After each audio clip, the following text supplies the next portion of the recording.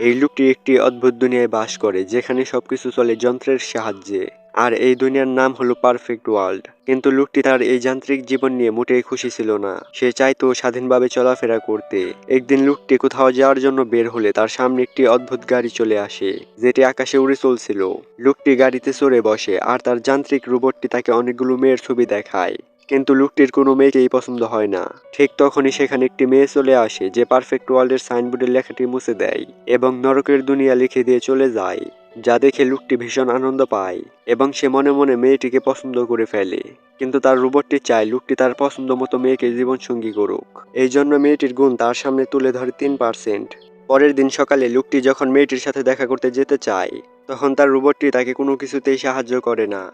যে কারণে লোকটি পরিপাটি না হয়ে বাড়ি থেকে বের হয়। পারফেক্ট ভাবে না থাকার কারণে লোকটি কোনো গাড়িতে উঠতে পারে না। কিন্তু মেয়েটির সাথে দেখা করার জন্য সে তার জীবনের ঝুঁকি নেয় এবং গাড়িতে ওঠার জন্য লাফ দেয়। সে গাড়িগুলোর উপর দিয়ে দৌড়াতে শুরু করে। দূর থেকে মেয়েটি তাকে দেখতে পায়, যার জন্য সে লোকটিকে সাহায্য করতে এগিয়ে আসে। আর তখনই ট্রাফিক রোবট দুই দিক থেকে সিগন্যাল দিয়ে তাদের দুজনকে আলাদা করে দেয়।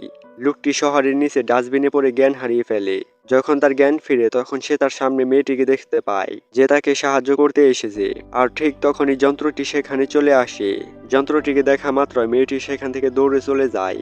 যন্ত্রটি লোকটিকে বোঝাতে থাকে মেয়েটি তার জন্য পারফেক্ট নয়। আর এরপর যন্ত্রটি লোকটিকে উদ্ধার করে পুনরায় তার যান্ত্রিক জীবনে ফিরিয়ে নিয়ে যায়।